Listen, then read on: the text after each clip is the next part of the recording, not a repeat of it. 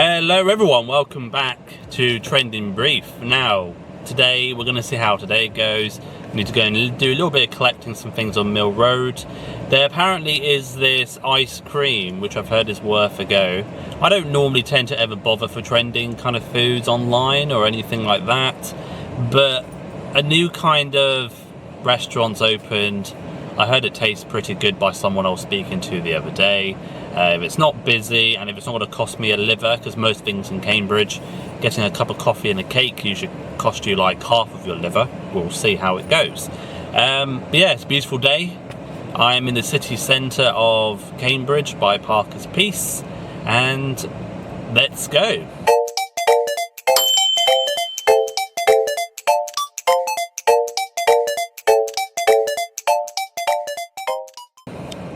As we can see, lovely beautiful day here in Cambridge. Roads aren't too busy as we can see. It's not as bad as it used to be since they closed the bridge. For most people it's not really ideal, but it is quieter. I don't know whose clever idea that was initially, but we are actually going to walk past the place next anyway. We'll see what happens. But yeah, exactly. Essentially, if you want some good food or like a nice little supermarket, Spicegate's not bad. This is the ice cream I heard about. This one here, maybe we'll give it a go. Give that a go later on. Yeah, so if anyone that certainly moves to Cambridge, probably you're going to have to get acquainted to Mill Road. That probably will be your best friend in terms of most food places. Other things too, but if you need like most of like your international food stops and things, Mill Road is generally the place. It's just a very long road. Ironically, there's a road in Cambridge called Long Road, but it's not the longest road. I could be wrong actually, but I think Mill Road might be at least three miles long.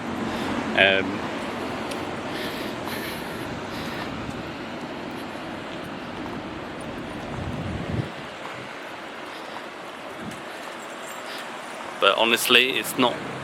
Yeah, I reckon Mill Road must be at least 3 miles long. There's definitely longer roads though. Long Road, as it's called in Cambridge, I reckon that must be. Could be about three miles long too, actually. And then you've got. I think Addenbrooke's Road could be the longest road. It's not really sure, to be honest. But if you can't see, there's plenty of food stops. I don't really tend to eat out because. Been in Cambridge for 15 years, you kind of, you know, I'm not a bad cook. You just tend to eat at home. Maybe if I get like a sweet pastry or something, but that's just it, to be honest. But yeah, we'll speak soon. We've got Casper's, which has been here for a long time. Yeah, I will speak to you guys soon. Yep, so went to have a look at one shop for bitter melon. They didn't have any. Two things I haven't got so far. Sometimes I think I come too early. I think generally after 1:30, 2:30 is when I get a bit more busier. Just a question about you guys still serving ice cream? Yes, we are. Brilliant. So what flavours have you got? Chocolate, pistachio. Okay. And do you serve it just in cones, or do you serve it in the tubs too? We can do just cones at the moment, I'm afraid. Okay, that's fair enough. Do both. Yeah. Or you couldn't put it like in a coffee cup, could you? Yeah. Yeah, is that fair enough? Cool. Do you want a cone as well? Like just do upside down? No, it's fine, yeah. No, it's too glamorous for me, that's fine, thank you. Is that just one portion of ice cream then? Yes please, just one pistachio, thank you. That is £2. Right, so I just got myself an ice cream from the place. It's called No She's on Mill Road. So I think today they had chocolate and pistachio. But, of course, if anyone knows me, I'm going to try pistachio. That's the pistachio ice cream. The thing is, I didn't really want it in a cone today, so I just asked, could you maybe just put it like in a coffee cup? It costs £2, so it's not terrible. So I guess it works out to be like £2 a scoop. There we are. We'll probably try it maybe in the actual car though, because I always find every time I've got a bag full of things on my arm, and then the ice cream, it never really works out particularly to my advantage. and I'll get back to you guys soon. Right, and we are back. I've kind of think maybe I've figured out how to film in the car currently. Just put it in front of the steering wheel rather than behind, because as most of you can see in my previous videos, it's quite obvious where the steering wheel can be seen.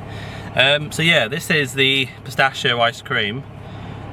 I thought it would be a bit maybe greener, just because I think on the machine it was actually a bit greener, but it's fine. We'll give it a go though. And there we are, bottoms up.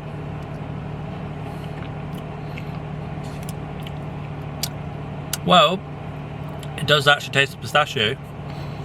Pretty good.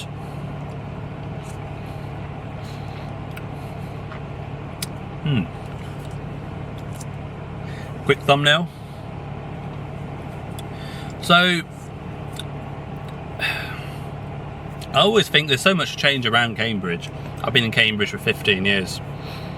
It's probably important to try and see what's going on around the little areas in terms of the food joints, events, but I think, to be honest, there's something about, I think it's the same for everyone when they're every city, right? When you grow up, you see the same things, you kind of then lose a bit of interest, you just get on with your own things. You don't want to go to too many of the touristy areas.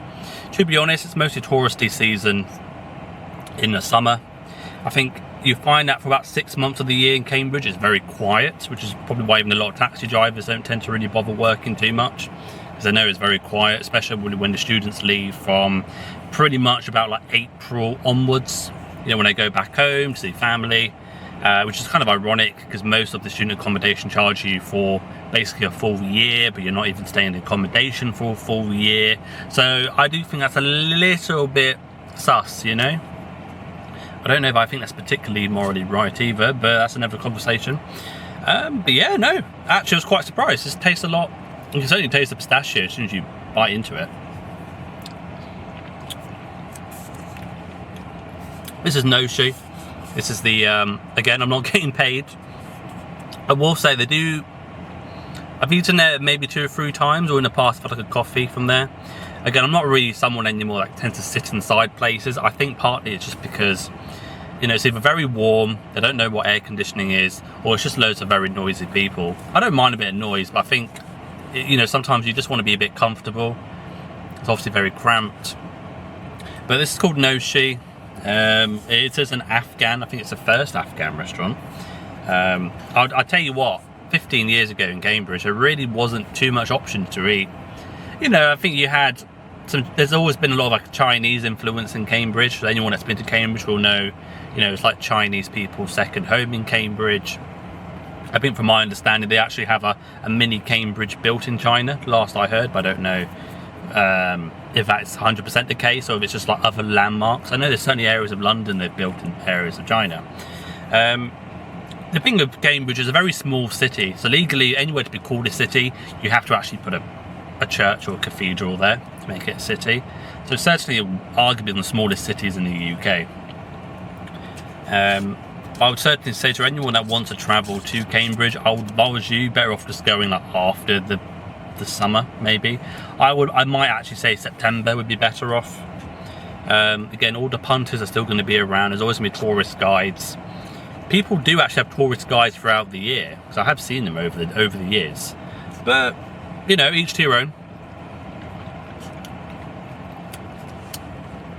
Yeah, there wasn't really too much to show today. I bought some plums. This is specific ones I buy from the shop. Where is it? I might as well just show you one here. Yeah, you got these black plums. Whoop. And then I discovered these recently. These are Chinese. What are they called? Chinese pears? Yeah, Chinese pears. But they actually taste pretty much like an apple, but crunchier. It's quite refreshing though, interesting enough. But yeah, that's it, to be honest. I am still trying to figure out how to grow my YouTube a bit more. Not so much as grow, but I just want to really get to like have people engaging with me. With my TikTok, it's been a lot easier. Again, that's Trending Brief. I cover a bit more about the news, so forth. Get more like educational, interesting facts. I don't know where this channel is really going to go necessarily. I think as a child, when I first came across Conan O'Brien back in 2015, I think that gave me the initial idea, but I guess due to many reasons, I think it's probably more personal development, getting that confidence and self-esteem at one point. You know, it's taken me this long to really start doing this YouTube, you know. And then also for some reason, I think the other influence, there was always something about like Dave Skylark from the interview film with James Franco.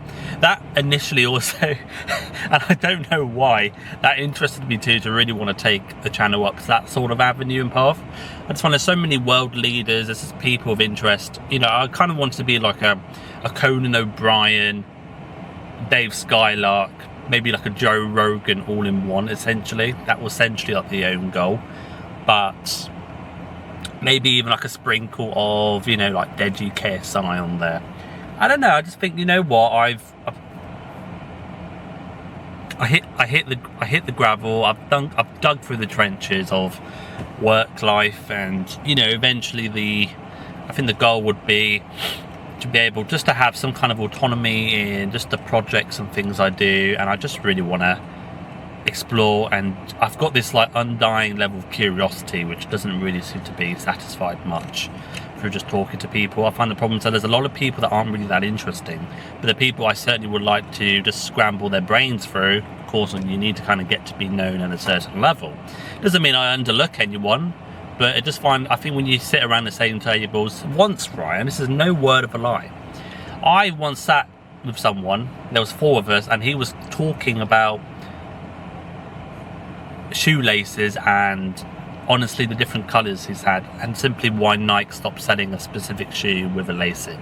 And I thought, oh, kill me now. It's not, I mean, I understand it's personal to him, but gosh, I just think there's so much more curiosity in the world for things other than just Nike all the time. I don't understand sometimes this obsession with Nike. I think the last Nike thing I bought, it's like a pair of trainers, but I got it because it was on a discount at John Lewis, and that was about what, 7 years ago. And then before that, I think was like back in 2002. Again, I don't understand the obsession. Each to your own, of course. Again, it's a rep, you know, I think they've done fantastic as a brand. I think the story, the concept, the idea, amazing. But you know, I just think things are changing with brand loyalty now. You know, I think people are just a bit more conscious where things come from. It's not a dig at Nike, there's a lot of sports brands, even these quote-unquote luxury brands, but maybe that's a conversation for another time. But I'm probably going to shoot out. I really appreciate everyone who has taken the time to at least watch my video and engaged, even to send a message. Again, my TikTok is Trending Brief. I cover a bit more Did You Know facts on there. I am going to start posting some more long-form content of the sort of TikToks on my YouTube. But until then, again, please just leave your alert on, leave a like, leave a comment on your thoughts on this video. Just tell me where you're watching from as well. Thank you. Models popping bottles.